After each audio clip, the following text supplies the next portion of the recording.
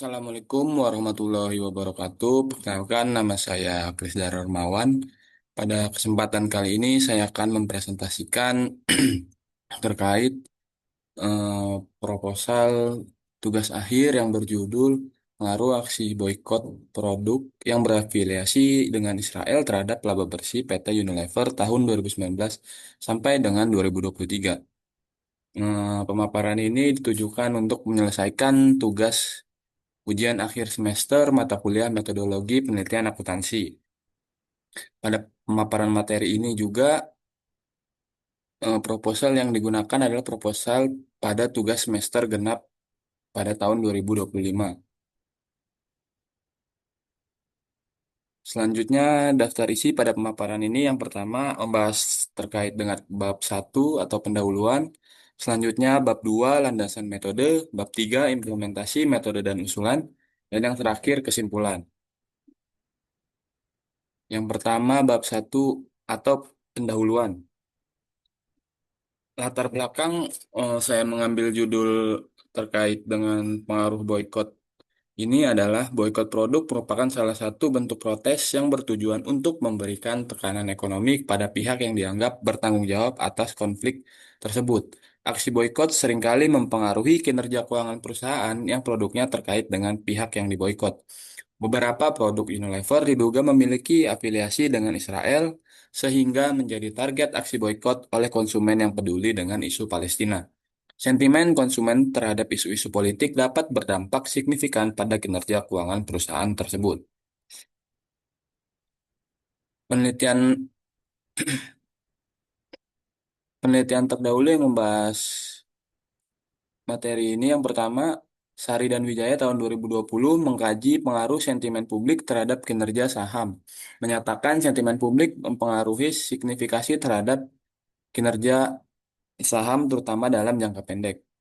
Selanjutnya ada Fitriani pada tahun 2021 dalam jurnal Ekonomi dan Bisnis meneliti pengaruh persepsi masyarakat terhadap produk yang berafiliasi dengan Israel dan menyatakan bahwa mayoritas konsumen Muslim di Indonesia cenderung menghindari produk yang diasosiasikan dengan Israel, khususnya dalam konteks konflik kemanusiaan.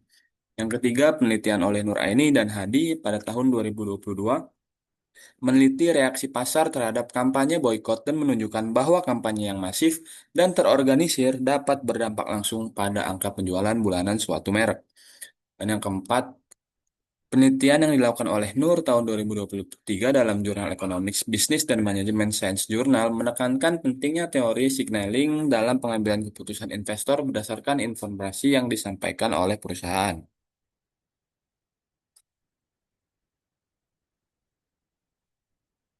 Baiklah, dari latar belakang tersebut terdapat rumusan masalah. Yang pertama, bagaimana aksi boikot produk yang berafiliasi dengan Israel mempengaruhi kinerja keuangan PT Unilever selama periode tahun 2019 sampai 2023. Kedua, apakah terdapat penurunan signifikan pada laba bersih PT Unilever akibat boikot tersebut? Ketiga, seberapa besar pengaruh aksi boikot terhadap rasio profitabilitas PT Unilever selama periode penelitian, bagaimana perubahan tren penjualan produk-produk PT Unilever, dan terakhir implikasi dari temuan ini bagi strategi bisnis dan komunikasi publik PT Unilever di masa yang akan datang. Tujuan penelitian ini adalah yang pertama menganalisis pengaruh aksi boikot terhadap produk yang berafiliasi terhadap Israel berafiliasi dengan Israel terhadap kinerja keuangan PT Unilever selama periode tahun 2019 sampai 2023. Menilai adanya penurunan signifikan pada laba bersih PT Unilever akibat aksi boikot, mengukur besarnya pengaruh aksi boikot terhadap rasio profitabilitas PT Unilever selama periode penelitian, menganalisis perubahan tren penjualan produk-produk PT Unilever yang diduga berafiliasi dengan Israel selama periode tersebut. Dan yang terakhir, menyusun rekomendasi bagi PT Unilever dalam menyusun strategi bisnis dan komunikasi publik untuk menghadapi resiko sosial politik di masa yang akan datang. Petasan masalah pada penelitian ini, yang pertama, penelitian ini hanya berfokus pada PT Unilever Indonesia Tbk. Periode penelitian dibatasi dari tahun 2019 hingga 2023, yang mana mengacu selama 5 tahun. Yang ketiga, variabel independen yang digunakan adalah aksi boikot produk berafiliasi dengan Israel. Variabel dependen yang diteliti adalah laba bersih tahunan PT Unilever Indonesia Tbk tahun 2019 hingga 2023. Dan yang terakhir, data aksi boykot bersifat proksi, tidak langsung karena tidak ada ukuran resmi tingkat keberhasilannya. Manfaat penelitian ini adalah yang pertama, manfaat akademis memberikan kontribusi terhadap literatur akademisi dalam bidang akuntansi dan bisnis, khususnya terkait pengaruh isu-isu politik seperti aksi boykot terhadap kinerja keuangan perusahaan. Manfaat praktis bagi manajemen PT Unilever dan perusahaan multinasional lainnya, penelitian ini dapat menjadi sumber informasi dalam menilai dampak resiko sosial politik terhadap keberlangsungan bisnis.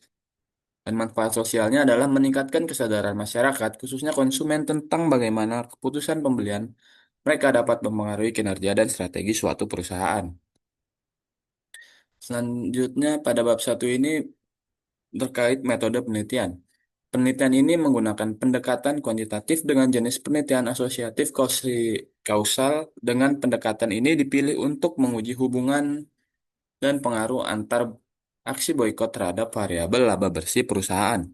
Penelitian ini menggunakan data kuantitatif sekunder yang diperoleh dari laporan keuangan PT Unilever tahun 2019 sampai dengan 2023 dari situs resmi Bursa Efek Indonesia dan dari PT Unilever Indonesia sendiri.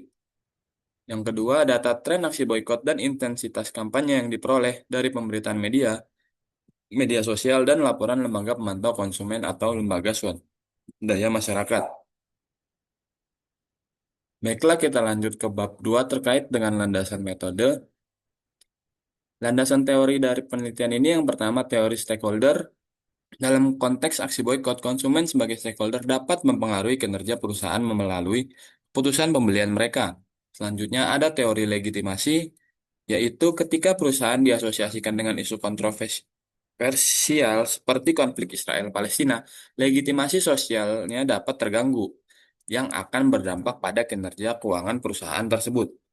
Dan yang terakhir, teori signaling, yang mana dalam konteks aksi boikot, informasi tentang afiliasi perusahaan dengan entitas tertentu dapat menjadi sinyal negatif bagi konsumen dan investor, mempengaruhi keputusan mereka dalam mengambil keputusan. Selanjutnya, asumsi dan metode yang digunakan.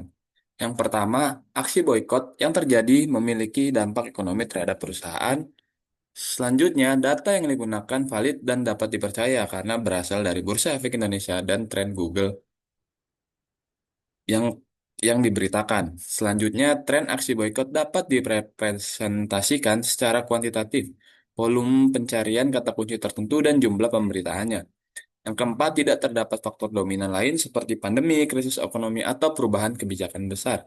Yang kelima, hubungan antar variabel bebas, aksi boikot, dan variabel terikat laba bersih bersifat linear dan dapat diukur secara statistik. Selanjutnya, teknik pengambilan sampel yang pertama, populasi dalam penelitian ini adalah seluruh laporan keuangan tahunan PT Unilever Indonesia selama tahun 2019 sampai dengan 2023. Karena jumlah populasi terbatas, maka penelitian ini menggunakan metode sensus, yakni seluruh populasi dijadikan sampel. Teknik pengambilan sampel dalam penelitian ini menggunakan metode sensus, yang hal ini dilakukan karena jumlah populasi terbatas dan seluruh data populasi tersedia secara lengkap. Selanjutnya, teknik pengolahan data yang pertama, yaitu setelah data sampel telah terkumpul, maka peneliti melakukan pengolahan data agar dapat mendapatkan suatu informasi yang diinginkan dengan menggunakan alat bantu olah data berupa Microsoft Excel dan aplikasi statistik seperti SPSS atau WARP. Selanjutnya, teknik analisis data. Yang pertama, melakukan analisis statistik deskriptif. Selanjutnya, uji asumsi klasik berupa uji normalitas, uji heterokedastisitas, dan uji autokorelasi. Uji multikolinearitas tidak dilakukan karena hanya ada satu variabel independen pada penelitian ini. Selanjutnya, analisis regresi linear sederhana. Selanjutnya lagi ada uji signifikasi atau uji T dan koefisien determinasi. Baiklah, kita masuk ke bab 3 terkait dengan implementase metode dan usulan. Metode dan usulan yang dilakukan menggunakan metode penelitian uji statis. Yang pertama, metode uji statistik deskriptif dan asumsi klasik. Analisis statistik deskriptif digunakan untuk memberikan gambaran umum terhadap data yang digunakan dalam penelitian seperti rata-rata, nilai minimum dan maksimum, standar deviasi, grafik tren laba bersih, dan tren aksi boykot dari tahun 2019 hingga tahun 2023. Selanjutnya ada uji asumsi klasik. Yang pertama uji normalitas yang mengukur apakah data residual berdistribusi normal. Selanjutnya uji heterokedastisitas yang mengukur apakah terdapat ketidaksamaan varians dari residual. Yang ketiga, uji autokorelasi, apakah terdapat korelasi antara residual satu dengan yang lain secara berurutan waktu.